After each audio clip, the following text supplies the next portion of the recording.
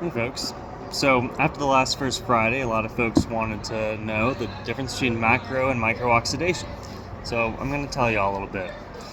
So in the winemaking world, macrooxidation is where you're using a lot of oxygen in the order of excess. So you're splashing, you're getting a lot of it. And I know a lot of you might be thinking, well, don't you want to prevent oxygen? Isn't that going to spoil, turn to vinegar your wines? Well, there is a certain time in winemaking where you want to get as much oxygen as possible, and that's at the beginning. So in primary fermentation, especially if you're using wild fermentation like us, you want to build a lot of oxygen for that yeast to capture, and that is what's used to build cell membranes and rapidly increase the reproductive rate of yeast.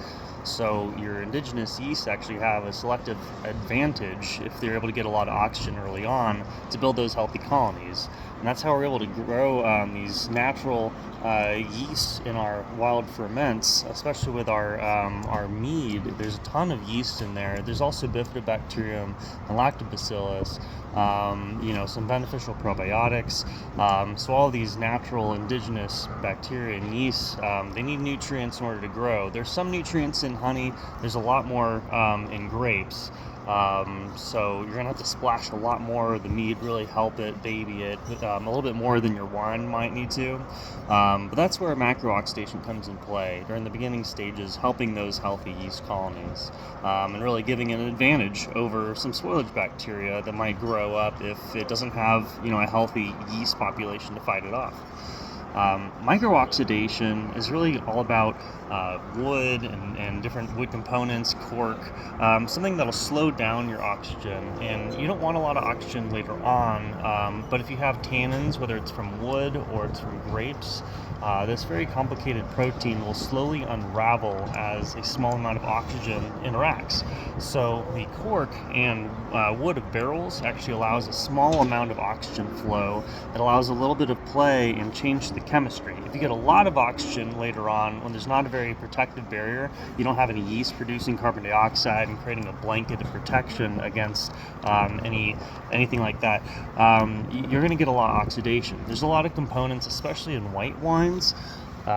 White wine has a lot of reactive chemistry with oxygen, and red will too, but it does have antioxidants that'll protect it to an extent. White wine's a little more vulnerable, but you want to really limit your oxygen flow by sealing it up. A lot of people use crown caps, or they use twist seals, stuff that completely prevents oxygen.